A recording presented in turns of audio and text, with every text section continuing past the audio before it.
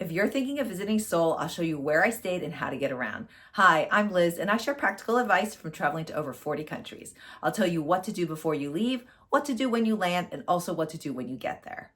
Before you leave for Seoul, you have to download the Naver app because Google Maps doesn't work in Seoul. Even though the Naver app is pretty English friendly, I find that the search entries do have to be pretty precise. So if I give recommendations, those are the exact entries you should put into the app. When I travel plan on Google, I usually mark locations ahead of time. Just know that you can't do that on Naver. They will flag you for suspicious activity because you're probably not in the country.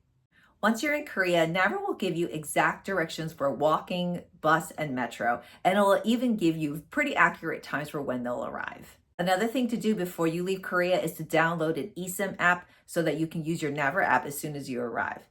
The Incheon airport is over an hour away from Seoul, so before you leave, you should have a plan for how you're going to get from the airport to your hotel. This can be by train, bus, or car. Your choice can depend on how much you want to spend and also where your hotel is located. The first time I went, we took the bus because it was cheap, but the second time I was landing late and I was traveling by myself, so I paid for a car service. Second time that I was in Seoul, I was mostly there to eat and shop, so I really liked my hotel, which was L7 in the heart of Myeongdong, where you could easily walk out of the hotel, get to shopping, eating, and also easily get onto public transportation. After you get to your hotel, head to any convenience store. There you're going to buy a T card.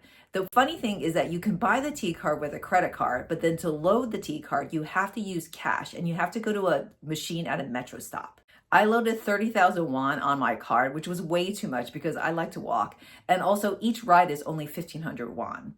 The good news is if you have any leftover credit, you can spend it at the convenience store, which is how I bought these snacks to bring home.